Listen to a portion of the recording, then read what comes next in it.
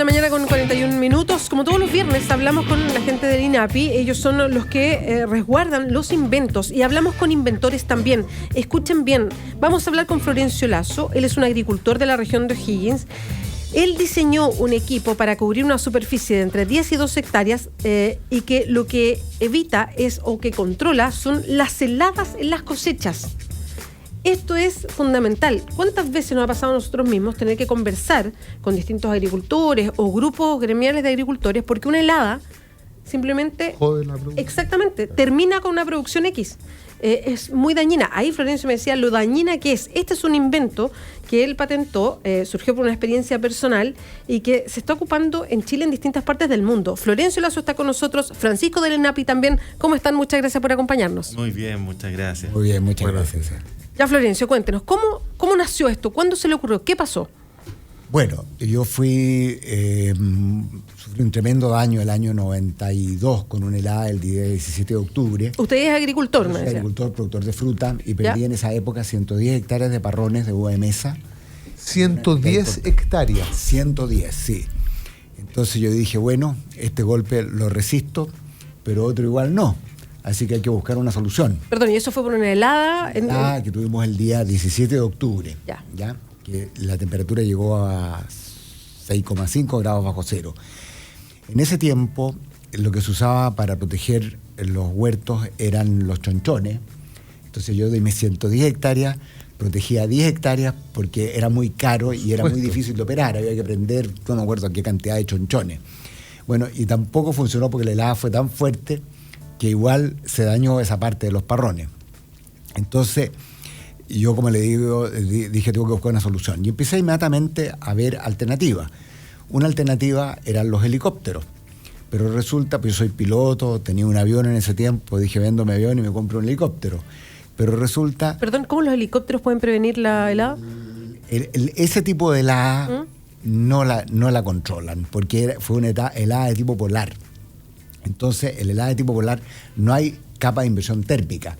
Entonces, los helicópteros lo que hacen es soplar la capa de inversión térmica hacia abajo y revolverlo con el aire helado. Lo mismo que hacen los molinos de viento. Yeah. Por eso los molinos de viento controlan la helada de radiación en que hay una capa de inversión térmica. Pero en la helada de tipo polar, los molinos de viento tampoco la controlan. Entonces yo dije, bueno, yo tengo que buscar una solución a esto. Y como soy aficionado a los aviones, en una revista de aviación, leí de un señor en Estados Unidos que había hecho un helicóptero de estos de juguete, así ultra livianos, que funcionaba, mire qué curioso esto, no tenía motor, sino que en las puntas de las palas tenía jet, y estos jets funcionaban con gas licuado. Y esto hacía rotar el helicóptero, rotar las palas, claro, y así volaba. Entonces dije, chuta, esta cuestión me sirve porque tira aire caliente para abajo. Entonces, en un viaje a Estados Unidos, fui a un pueblito en el estado de Kentucky, que se llama Buffalo, y un pueblito chiquitito, y me reuní con este señor. Pues. El señor orgulloso me mostraba a sus vecinos, este señor que venía de un país tan lejano, Chile, a ver su invento. Bueno, me subí a este aparato, lo hicimos funcionar, qué sé yo, la verdad que daba vuelta el rotor, pero yo dije, necesito 5 o 6 de estos aparatos y 5 personas que lo vuelen de noche a las 3 de la mañana, imposible. Entonces ahí vino el segundo de inspiración. Dije, en vez de tirar aire caliente para abajo, ¿por qué no tiro aire caliente para el lado? Entonces ahí empecé a investigar. Como digo, por el hecho de ser piloto también y soy velerista además, uno entiende algo de vientos. De viento, claro, de aerodinámica y todas esas cosas. Y respecto al tema de la aerodinámica, el año, también hace muchos años, en el 80 y tanto, me reuní con uno de los magos de la aviación moderna que se llama Robin Thomas. Él descubrió ciertas cosas muy simples que mejoran la performance de los aviones. Entonces él quería que yo distribuyera sus kits en Latinoamérica y me hizo clases de aerodinámica a nivel de la NASA durante una semana en la isla de San Tomás. Entonces, naturalmente que ahí algo aprendí de aerodinámica. Bueno, entonces el año 96, por ahí, el año 92, después de este lado empecé o 93, de haber sido, empecé a hacer ya ensayo. A desarrollar el prototipo. Para desarrollar el prototipo, claro. Y tal como le decía, los míos no fueron años de sudor, sino que de mucho frío, trabajando en pleno invierno a las 3, 4 de la mañana. Exacto, porque esas son las horas en que, yo lo voy a decir así, no sé si es técnicamente igual, que cae la helada. Exactamente, esa es la hora. Entonces, ahí llegué el año 96, ya llegué a una cosa que realmente funcionaba y que superaba mi expectativa. Entonces ahí decidí iniciar los trámites de patente. ¿Y cómo es? ¿Nos puede describir cómo es? Sí, la máquina es muy simple, es un ventilador centrífugo con 2 salidas, con una... adentro tiene, como le digo, un rodete, un ventilador, y entonces la máquina chupa el aire helado por atrás, donde tiene un quemador que calienta el aire y lo expulsa hacia los lados caliente.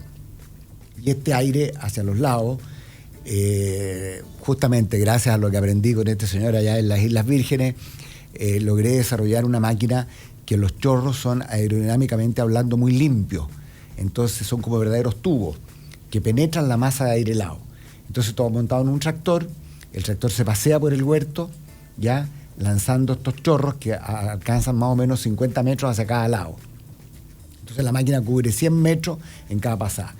Y entonces la temperatura que uno le agregó al aire... Ahí estamos, los que tienen streaming, ahí estamos mirando, ¿ah? La temperatura que uno le agregó al aire la pierde en alrededor de 10 minutos. ¿Ya? Entonces por eso es que el circuito hay que completarlo cada 10 minutos. Perfecto. ¿Ya? Se hace un recorrido constante, digamos. Constante por el huerto. Se parte trabajando cuando... Ahora, recomendamos por una medida práctica, así de seguridad, partir trabajando con 2 grados sobre cero. ¿Ya? Y aquí esto ha tenido ahora hemos descubierto otras implicancias que esto tiene. Me acuerdo que hace 15 años atrás tuve una reunión en la Universidad de Davis, en California, con el doctor Richard Snyder. Y él, cuando yo le expliqué el funcionamiento de mi máquina, el concepto, porque el concepto es totalmente distinto a lo que se venía usando por muchos años, se agarraba la cabeza y decía, oh, what a bright idea. Bueno. Entonces, qué idea más brillante, claro. Claro. Entonces, él me hizo inmediatamente un gran aporte.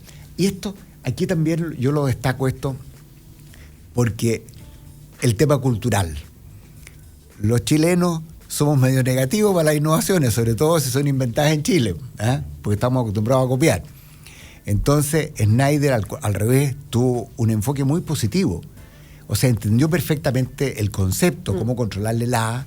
Y me dijo una frase que es muy, muy importante y que el grueso de los agricultores no tenemos idea. Me dijo, mira, los agricultores hablan que se hielan cuando ven el daño físico en las hojas, en los brotes, en los pétalos de las flores. Pero antes de eso, temperaturas cercanas a 0 grados ya hacen daño. La explicación técnica es porque las enzimas del tubo polínico no trabajan, no me acuerdo bien cómo era. Bueno, pero esto lo hemos venido observando de lógica, forma constante, claro. Y el año pasado tuve uno de mis clientes que tienen máquinas que la usan en los nogales.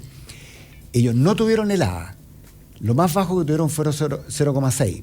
Pero cuando llegaba a 2 grados se pusieron a trabajar con las máquinas.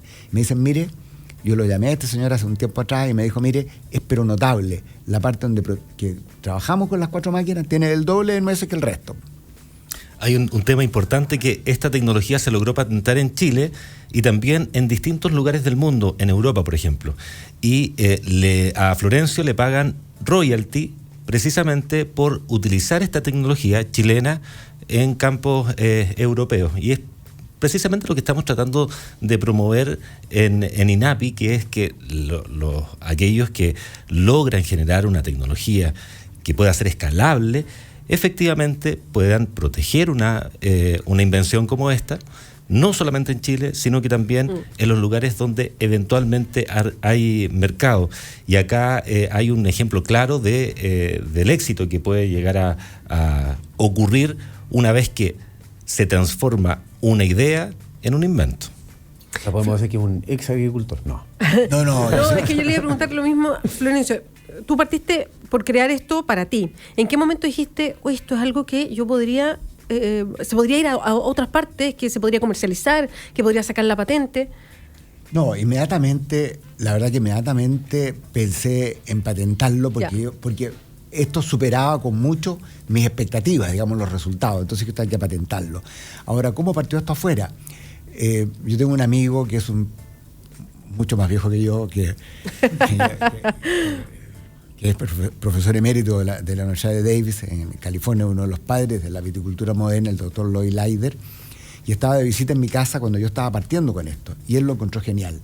Y me dijo, te voy a contactar con el tipo de más prestigio en el mundo en ese tema, el doctor Richard Snyder de la Universidad de California.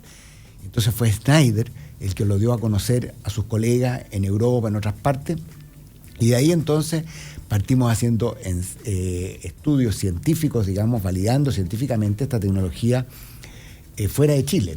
La verdad que partí primero fuera de Chile, creo que en Chile. No, partí aquí en Chile con un proyecto Fontec, financiado por Corfo, y para diseñar el manual de uso de la máquina.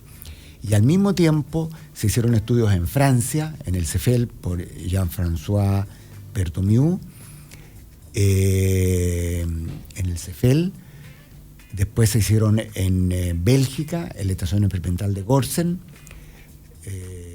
por Tom Deckers, él estaba a cargo de la Estación Experimental, y era muy entretenido porque las mismas cosas que nosotros estábamos observando en Chile, las observábamos después en la contraestación en Bélgica.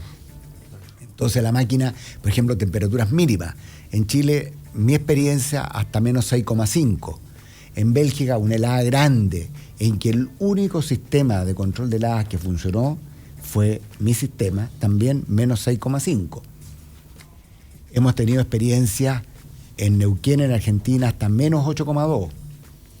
Y de nuevo otro al año siguiente, no sé, 2 o 3 años después, en Bélgica, hasta 9,2 bajo cero, pero con un pequeño daño, que yo eso lo vi con mis ojos, digamos, ya, porque estaba allá cuando hubo helada, entonces, ¿para qué le digo que he pasado harto frío con todas estas cosas? Porque me ha tocado... Claramente, estar en terreno a la hora de... Estar en terreno a las 3 de la mañana. Y con helada. No, y allá hace frío, porque en Chile no es nada al lado del frío que hace en Bélgica o en mismo Estados Unidos.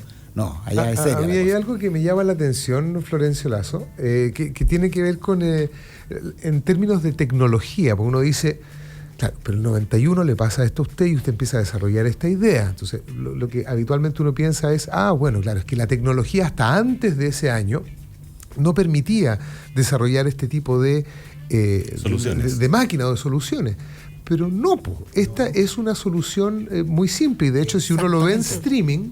Exactamente, no puede ser más simple. Unos balones de gas con la turbina. Claro, 4 balones de gas arriba de un carrito que va arrastrándole el tractor, y lo que sería un tubo de escape, para los que no están viendo la imagen en streaming, un tubo de escape gigante que se va paseando entre medio del huerto, claro, y va tirando. Claro, la máquina chupa el aire helado por atrás. El aire helado por atrás. Claro, sí, no es un tubo de escape, es al revés. Exacto, es un tubo de succionador de aire, claro, y lo tira para los lados. Claro. ¿No? Es muy simple. Bueno, esa misma frase que usted me está diciendo me la dijo un día un señor en Bélgica. Mira, me dijo, esto es lo muy, muy simple, pero es alta tecnología aerodinámica. Así es. Alta tecnología aerodinámica, eso es decir. Bueno, dicen que los inventores no paran de inventar, y cuando ya logran tener una patente, obviamente que se genera ahí una sed de seguir creando. Y efectivamente, Florencio Lasso logró posteriormente tener otra patente con un principio muy similar, que logra controlar las plagas que se generan en la agricultura, precisamente con un sistema muy parecido, con un carro de arrastre, y que también está patentado en distintos lugares del mundo. Entonces, efectivamente, acá tenemos un caso de doble éxito, digamos. Claro, y esta otra tecnología es una revolución tremenda, pero ahí uno empieza a entender un poquito la sociedad de consumo en la que vivimos, en que el marketing es tan importante. Entonces, una tecnología como esta, que puede tener tantos beneficios para la humanidad, hay una competencia tremenda, digamos, con las químicas y todo lo demás, porque no se usan químicas. Los pesticidas. Los pesticidas, claro. Yo en mi campo no uso químicos. Ninguno. No, y eso por la tecnología que está ocupando para repeler plagas. No, que espectacular. Pero, O sea, hace sí prescindible hay el uso de pesticidas, la tecnología que usted utiliza, esta máquina. Claro, esta otra hace máquina, prescindible el uso de pesticidas. Claro. Así como medida media conservadora usábamos pesticidas invernales, ¿ah? Pero ahora también los suprimí. ¿Ya? Y ahora sí, esto es muy, muy bonito, ¿ah? Porque lo que hace esta máquina aparentemente, la primera persona que me lo dijo fue justamente una persona en Nueva Zelanda, el doctor Tim Jenkins. Me dijo, mira, nosotros estamos trabajando justamente en cómo activar los mecanismos de autodefensa de las plantas mediante estímulos químicos. Tú has descubierto un estímulo físico muy barato, muy fácil de aplicar y muy potente para activar los mecanismos de autodefensa de las plantas.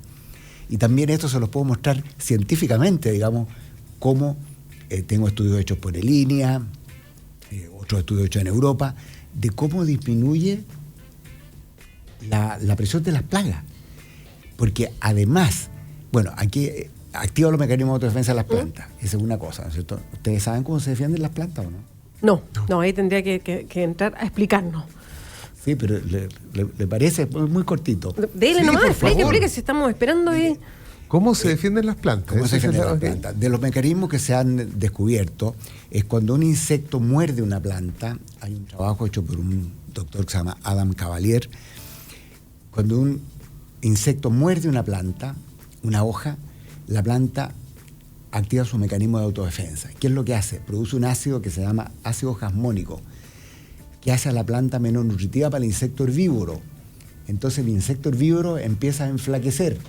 Claro. Nosotros con el INEA medimos cómo las arañitas, la plaga del Priviparpus chilensis, disminuían la postura, porque las arañitas estaban enflaqueciendo, ¿ya? Y además... Es una manera de decirle al insecto, aquí no vais a encontrar lo que estáis buscando. Exacto. Claro. Sí, ya, ok. Entonces, además, emite un compuesto volátil que se llama metilcarbonato que atrae a los insectos carnívoros. Miren Pa' lo que que le se- estoy diciendo. Entonces, la plaga es un desequilibrio biológico y la planta sola trata de restablecer el equilibrio biológico. ¿Y cómo físicamente la máquina logra que la planta Active su este mecanismo. mecanismo? La máquina lanza unos chorros de aire caliente hacia el follaje a alta velocidad. Entonces, hay otros estudios científicos que también habían determinado de que después los supe y los he leído, de que un chorro de aire a alta velocidad Activa activa también. los mecanismos de autodefensa de las plantas. No Por solamente la ejemplo, mordida del insecto, sino que también el chorro de aire caliente activa los mecanismos de... Claro, aquí por ejemplo les cuento una anécdota que contó justamente el profesor Lloyd Leider cuando yo le estaba contando esta cosa. Me dijo, fíjate, me dijo que nosotros en la Universidad de California hicimos unos ensayos. Teníamos unos árboles a los que les poníamos unas cuerdas para sostenerlas para que el árbol no hiciera ningún esfuerzo. Y otro grupito de árboles, todos los días los alumnos iban y los sacudían bien fuerte. Bueno, esos árboles sacudidos tenían mucho más raíz y mucho más desarrollo que los otros. Claro, o sea, la naturaleza así funciona. Lo que pasa es que hoy día hemos perdido de vista estas cosas, cómo funciona la naturaleza, porque tenemos soluciones químicas para todo tipo de problemas. Claro. Ahora hay un mercado creciente y uno tiende a pensar, cuando se superen algunas barreras, me imagino, y cuando exactamente la competencia feroz de los que fabrican estos otros sistemas vaya de alguna manera neutralizándose, porque se está buscando un equilibrio mayor, se está buscando productos que sean cada vez más naturales, que prescindan de los químicos, en fin, buscar este otro tipo de soluciones. Vamos hacia allá. Hay unas sociedades que van más rápido, otras que vamos más lento, pero vamos hacia allá. ¿Sí? ¿Pasa eso, Florencio? Sí, claro. Por eso yo creo que en esto... Todos estos mire, inventos tienen esa mirada de vamos buscando eso. Claro, yo me da cierta tranquilidad el mirar la historia de las invenciones. Porque si uno lo mira, todas han sido igual.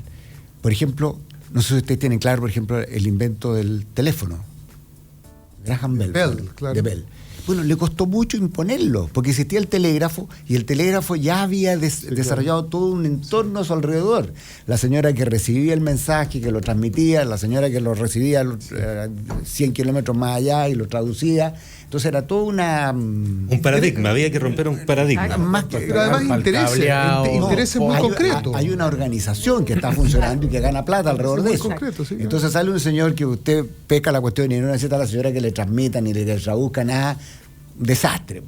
Entonces Bell convidó al público, a gente en un teatro en Nueva York, y él se puso adelante en el, ¿cómo se llama? En el proscenio, no sé. ¿El escenario? El escenario, y puso a alguien atrás, y él hablaba y la persona le entendía, y fue tal la recepción que tuvo el público que se atrevió a formar la compañía, la Bell Company. O sea, ese es un gesto de marketing de Bell en esa época. Claro. Ahora, el caso de la imprenta, por ejemplo, es un caso que yo me ha tocado verlo así de cerca. Uno de mis clientes de este control de plaga están en España ya, y somos muy amigos. Y un día me convidó a conocer el monasterio de Guadalupe. Yo le pregunto a la gente, ¿saben usted para qué eran estos monasterios? Eso eran lugares de inquietud intelectual, esto y lo otro. Las pinzas. Laboratorio. Eran las imprentas de la época. Las imprentas, por supuesto. No existía la imprenta, entonces tenían 1000 monjes que se dedicaban a copiar. Exacto. Y yo pienso, bueno, se dedicaban a copiar la República de Platón, y en la noche, ¿de qué conversaban? Seguramente de lo que habían estado copiando. Sí, claro. Entonces de ahí también salieron Martín Lutero, ¿no es cierto? Juan Calvino, qué sé yo. Bueno, porque estaban todo el día leyendo estos libros y se interiorizaban de todo este pensamiento. Perdón, el nombre de la rosa de Humberto Eco no tiene... ¿Se acuerdan ustedes de ese, Sí, claro. de ese libro? ¿Sí? Sí. ¿No tiene que ver con esto, no? ¿O me estoy equivocando de...?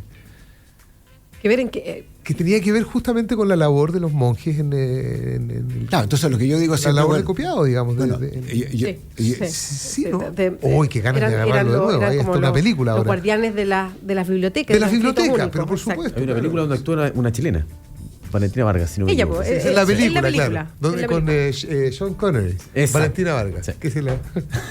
claro. James Bond, ni más ni menos. Claro, justamente. lo que yo digo, bueno, y sale un alemán, Johannes Gutenberg, que inventa la imprenta. Desastre, pues Claro. murió pobre como la cabra, pues. Claro, porque de que agarrar a la imprenta había que destruir toda esta tremenda organización claro. de la que mucha gente ganaba mucha plata, pues. Innovación Así que- disruptiva.